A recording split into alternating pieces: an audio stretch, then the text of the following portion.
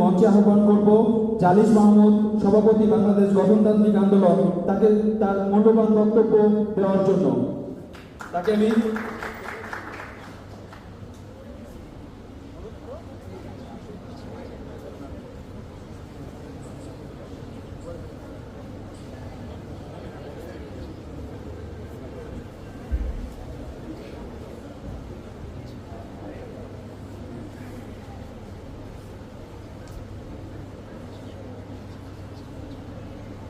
আসসালামু আলাইকুম।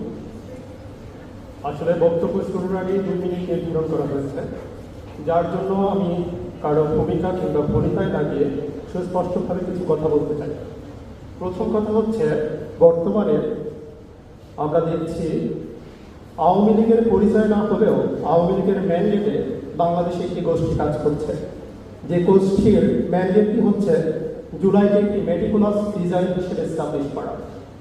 এর বিরুদ্ধে যে মতাদর্শটি আমাদের এস্টাবলিশ করা জরুরি ছিল, সেটি এখন পর্যন্ত আমরা করতে ব্যর্থ।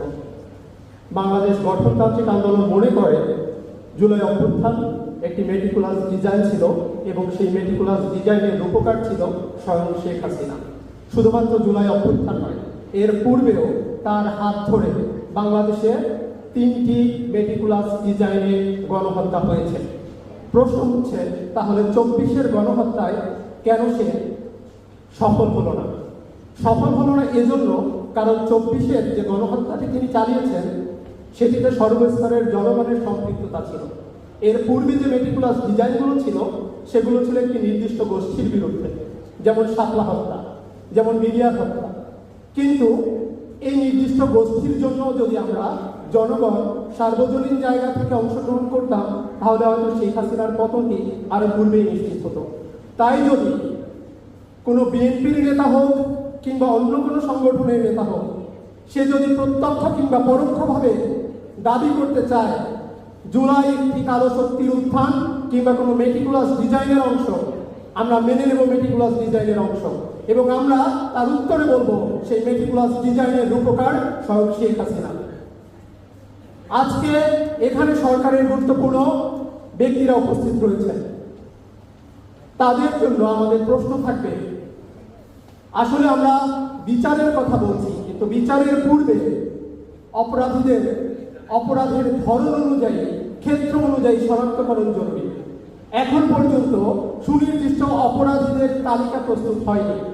অপরাধী শুধুমাত্র একটি মানদণ্ডে বিবেচ্য হয় না, অপরাধের ধরন অনুযায়ী তাকে ক্যাটাগরাইজ করে নিতে হবে।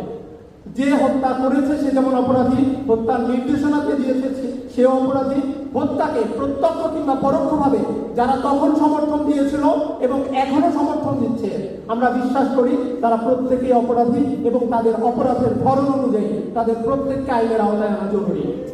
কিন্তু দুঃখজনকভাবে আমরা দেখছি যে ব্যক্তিকে আমি স্বচক্ষে বনশ্রী এবং রামপুরাতে গণহত্যা চালাতে দেখেছি, তার শাস্তি হয়েছে মাত্র 6 মাসের জন্য পদোন্নতি স্থগিত করা। এই ধরনের বিচার আজকে জুলাই শহীদ থেকে জুলাই অভ্যুত্থানের সাথে প্রতারণা, বাংলাদেশ রাষ্ট্রের সাথে প্রতারণা। বাংলাদেশ গঠনতান্ত্রিক আন্দোলন সম্পর্কে 2টি লাইন না বললেই নয়।